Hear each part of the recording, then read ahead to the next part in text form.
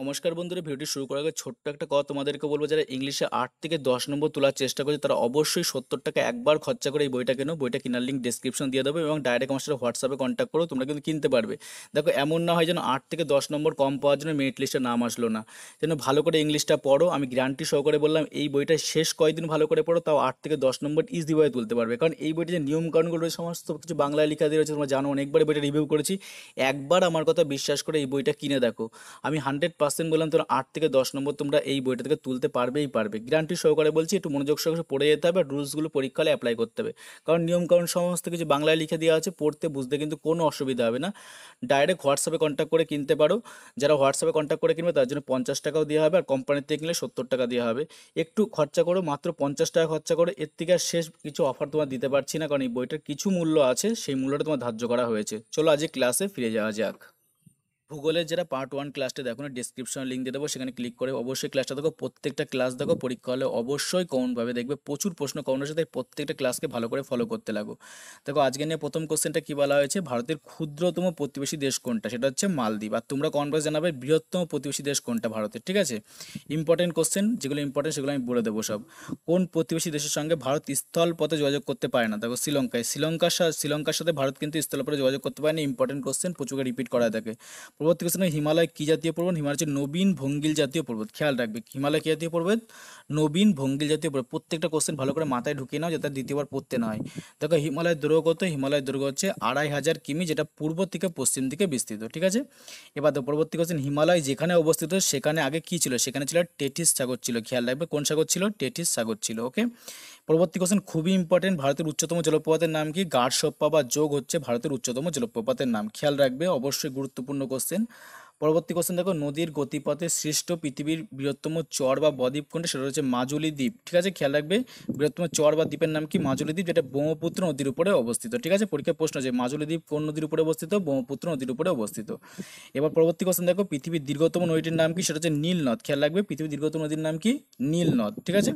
পরবর্তী কোশ্চেনটা ইম্পর্টেন্ট না, তাই সেটা নিয়ে আলোচনা করবো না।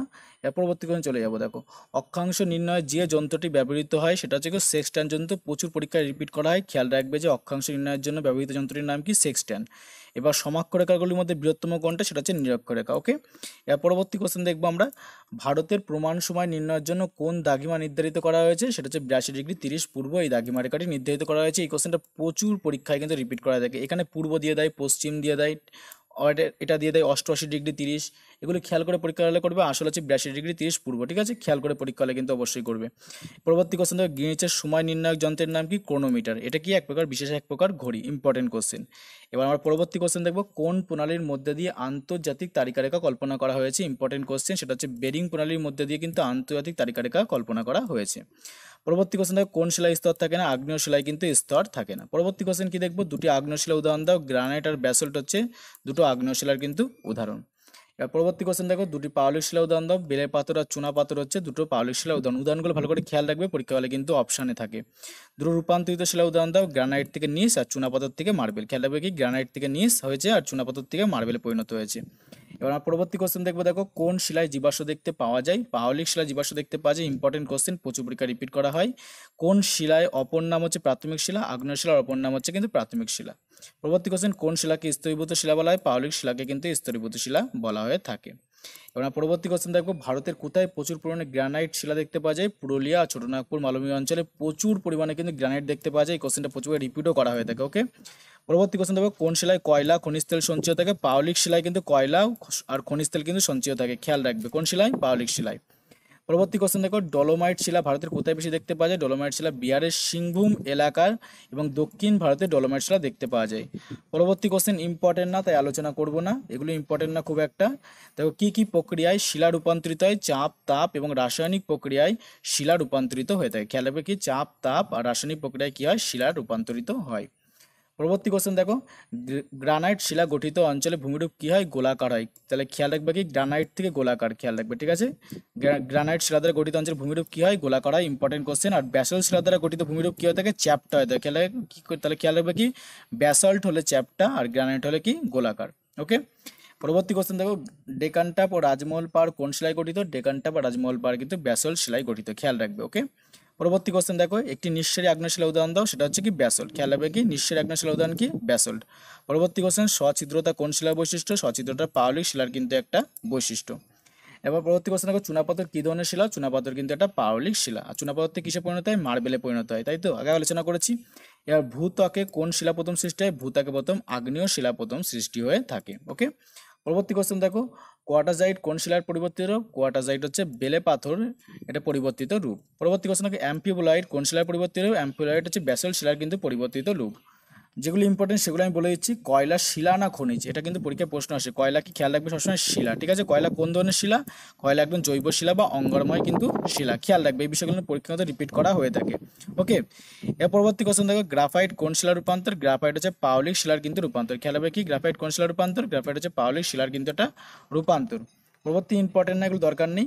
আচ্ছা, এর পরবর্তী কোশ্চেন দেখো, যেটা ভূমিকম্পের তীব্রতা পরিমাপক স্কেলটির নাম কি? এটা হচ্ছে রিক্টার স্কেল। খেয়াল রাখবে কি এটা পরীক্ষা রিপিট করা হয়ে থাকে, প্রচুর পরীক্ষা আসে। ভূমিকম্পের দেশ কাকে বলা হয়ে থাকে? জাপানকে ভূমিকম্পের দেশ বলা হয়ে থাকে। পরবর্তী কোশ্চেন দেখবো, ভূমিকম্পের ফলে সৃষ্ট বড় বড় সামুদ্রিক ঢেউকে কি বলা হয়ে থাকে? সুনামি বলা হয়ে থাকে। এবার দেখো, সমভূকম্পন রেখা বা আইসোসিসমাল লাইন কাকে বলা থাকে? রিপিট করা হয় প্রশ্ন। যেসব জায়গায় ভূমিকম্পের তীব্রতা অনুভূত হয় সেই জায়গাগুলোকে পরপর যোগ করলে যে রেখা উৎপন্ন হয় তাকে আইসোসিসমাল, এই কথাটা বলে বেশি পরীক্ষায় কিন্তু আসে, ঠিক আছে। এবার পরবর্তী কোশ্চেন দেখো, ভারতের একটি ভূমিকম্প প্রবণ অঞ্চলের নাম কি? এটা হচ্ছে কুমায়ুন হিমালয় অঞ্চল হচ্ছে ভারতের ভূমিকম্পন প্রবণ অঞ্চলের নাম, ঠিক আছে। এবার দেখো, ভূ অভ্যন্তর উৎপন্ন ভূকম্প তরঙ্গগুলি ভূপৃষ্ঠে প্রথম এসে লাগে কোথায়? ভূমিকম্পের উপকেন্দ্রে লাগে। ওকে, এবার পরবর্তী কোশ্চেন, পৃথিবীর ছাদ কাকে বলা হয়? পৃথিবীর ছাদ বলা হয় থাকে পামির মালভূমিকে পৃথিবীর ছাদ বলা হয়ে থাকে। খেয়াল রাখবে কি পামির মালভূমিকে কি বলা হয়? পৃথিবীর ছাদ বলা হয়। পরবর্তী কোশ্চেন দেখো, আবহাওয়া তারতম্যের জন্য শিলা চূর্ণ বিচূর্ণ হলে তাকে কি বলা হয়? তো আবহবিকার বা বিচূর্ণ ভবন বলা হয়ে থাকে। প্রত্যেকটা কোশ্চেন যেগুলো বলছি ইম্পর্টেন্ট, যেগুলো ইম্পর্টেন্ট না সেগুলো কিন্তু বাদ দিয়ে চলে যাচ্ছি। দেখো, নিরক্ষীয় বা উষ্ণ আর্দ্র জলবায়ু অঞ্চলে কোন ধরনের আবহবিকার বেশি সক্রিয়? দেখো, নিরক্ষীয় অঞ্চলে খেয়াল রাখবে রাসায়নিক আবহবিকার কিন্তু বেশি সক্রিয় থাকে। পরবর্তী কোশ্চেন দেখো, এগুলো ইম্পর্টেন্ট না। দেখো, এটা দেখো, যান্ত্রিক আবহবিকার ফলে কি ধরনের শিলার পরিবর্তন হয়? যান্ত্রিক আবহবিকার ফলে আকৃতিগত কিন্তু শিলার পরিবর্তন ঘটে, ঠিক আছে। দেখো, পরবর্তী কোশ্চেন, কি ধরনের শিলা গঠিত অঞ্চলে রাসায়নিক আবহবিকার প্রাধান্য দেখতে পাওয়া যায়? চুনাপাথর গঠিত অঞ্চলে কিন্তু রাসায়নিক আবহবিকার প্রাধান্য দেখতে পাওয়া যায়। পরবর্তী কোশ্চেন ইম্পর্টেন্ট, খুবই ইম্পর্টেন্ট। পৃথিবীর বৃহত্তম গিরিখাত বা ক্যানিয়ন কোনটা? সেটা গ্র্যান্ড ক্যানিয়ন বা কলোরাডো নদীর গ্র্যান্ড ক্যানিয়ন হচ্ছে পৃথিবীর বিখ্যাত গিরিখাত বা ক্যানিয়ন, ঠিক আছে। পরবর্তী কোশ্চেন, পলি, কাদা প্রভৃতি হালকা পদার্থ নদী কিভাবে বহন করে? ভাসমান প্রক্রিয়াটা গ্রহণ করে, ঠিক আছে। পরবর্তী কোশ্চেন দেখো, পৃথিবীর উচ্চতম জলপ্রপাতের নাম কি? সেটা হচ্ছে অ্যাঞ্জেল জলপ্রপাত, যেটা ভেনেজুয়েলাতে অবস্থিত। পরবর্তী কোশ্চেন, বায়ুর ক্ষয়কার্যের ফলে সৃষ্ট ব্যাঙের ছাতার আকৃতি কি বলা যায়? সেটাকে গৌড় বলা হয় থাকে। Important question. পরবর্তী কোশ্চেন দেখো, রাজস্থানের মরু অঞ্চলে চলমান বালিকে কি বলা থাকে? ধ্রিয়ান বলা হয়ে থাকে। প্রচুর পরীক্ষা কিন্তু এই কোশ্চেনটা রিপিট করা হয়ে থাকে। পরবর্তী কোশ্চেন দেখো, নদীর কোন প্রবাহে জলপ্রবাহ সৃষ্টি হয়? নদীর পার্বত্য প্রবাহে কিন্তু জলপ্রপাতের সৃষ্টি হয়ে থাকে। পরবর্তী কোশ্চেন, নদী প্রবাহ পরিমাপের এককে কি বলা থাকে? কিউসেক বলা হয়ে থাকে। প্রচুর পরীক্ষা কিন্তু এই কোশ্চেনটা রিপিট করা হয়ে থাকে যে নদী প্রবাহের পরিমাপের এককে কি বলা হয়ে থাকে। পরবর্তী কোশ্চেন, পার্বত্য অঞ্চলে নদীর প্রধান কাজ কি? সেটা হচ্ছে ক্ষয় কাজ হচ্ছে প্রধান কাজ, ঠিক আছে। পরবর্তী কোশ্চেন, নদী কাত খুব সংকীর্ণ গভীরতা তাকে কি বলা হয়? তাকে মিয়েন্ডার বলা হয়ে থাকে। কি বলা হয়ে থাকে? তাকে মিয়েন্ডার বলা হয়ে থাকে। পরবর্তী কোশ্চেন দেখো, তির্যক বালিয়ার অপর নাম কি? সেটা হচ্ছে বারখান তির্যক বালিয়ারির অপর নাম, ঠিক আছে। পরবর্তী কোশ্চেন দেখো, বায়ুবাহিত পলি নিম্নভূমিতে সঞ্চিত হয়ে যে সমতল ভূমিকে কি বলা হয়ে থাকে? তাকে লোয়ের সময় বলা হয়ে থাকে। কি বলা থাকে? বায়ুবাহিত পলি নিম্নভূমিতে সঞ্চিত হয়ে সৃষ্ট সমতল ভূমি কি বলা থাকে? লোয়ের সমভূমি বলা হয়ে থাকে, খেয়াল রাখবে। পরবর্তী কোশ্চেন দেখো, নদীর গতিপথের কোন অংশে সঞ্চয় কার্য বেশি? নদীর তৃতীয় অংশে বা নিম্ন বা বদ্বীপ প্রবাহে কিন্তু সঞ্চয় কার্য সবচেয়ে বেশি হয়ে থাকে, ঠিক আছে। কারাকোরাম পর্বতের সর্বোচ্চ শৃঙ্গের নাম কি? ইম্পর্টেন্ট কোশ্চেন, সেটা হচ্ছে গডউইনস্টিন বা K2, ঠিক আছে। ভুটানের প্রধান অর্থকরী ফসলের নাম কি? বড় এলাচ। খেয়াল রাখবে, ভুটানের প্রধান অর্থকরী ফসলের নাম কি? বড় এলাচ। ওকে, পরবর্তী কোশ্চেন, ছাতক কোন শিল্পের জন্য বিখ্যাত? ছাতক বাংলাদেশের সিমেন্ট শিল্পের জন্য কিন্তু বিখ্যাত। পরবর্তী কোশ্চেন দেখো, বাংলাদেশের পার্বত্য অঞ্চল বলতে প্রধানত কোন অঞ্চলকে বলা হয়? পার্বত্য অঞ্চল বলতে চট্টগ্রামকে বোঝানো হয়ে থাকে, ঠিক আছে। বাংলাদেশের দুটি নদীর নাম কি? পদ্মা, যমুনা হচ্ছে বাংলাদেশের দুটো নদী রয়েছে। পরবর্তী কোশ্চেন, পরীক্ষা আসে, বাংলাদেশ কবে স্বাধীন রাষ্ট্রের মর্যাদা অর্জন করে? বাংলাদেশ 1971 সালের 16ই ডিসেম্বর স্বাধীন রাষ্ট্রের মর্যাদা কিন্তু অর্জন করেছিল। পরবর্তী কোশ্চেন দেখো, বাংলাদেশের জলবায়ু কি প্রকৃতির হয়ে থাকে? ক্রান্তীয় মৌসুমী প্রকৃতির হয়ে থাকে বাংলাদেশের জলবায়ু। পরবর্তী কোশ্চেন, মায়ানমারের জলবায়ু কি প্রকৃতির হয়ে থাকে? ক্রান্তীয় মৌসুমী প্রকৃতির হয়ে থাকে মায়ানমারের জলবায়ু। পরবর্তী কোশ্চেন দেখো, শ্রীলঙ্কা ভারতের কোন দিকে অবস্থিত? শ্রীলঙ্কা ভারতের দক্ষিণ দিকে অবস্থিত। তার আগেই বললাম যে শ্রীলঙ্কা কিন্তু স্থলপথে ভারতের সঙ্গে যোগাযোগ করতে পারে না। কোন প্রণালীর মধ্যে দিয়ে ভারত শ্রীলঙ্কা থেকে বিচ্ছিন্ন? পক প্রণালীর মাধ্যমে ভারত শ্রীলঙ্কা থেকে বিচ্ছিন্ন হয়ে গেছে, ঠিক আছে।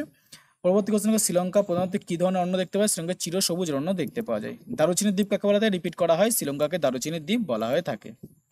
পরবর্তী কোশ্চেন দেখো, গ্রাফাইট উৎপাদনে বিশ্বে শ্রীলঙ্কার স্থান কত? প্রথম স্থানে রয়েছে গ্রাফাইট উৎপাদনে, ঠিক আছে, খেয়াল রাখবে।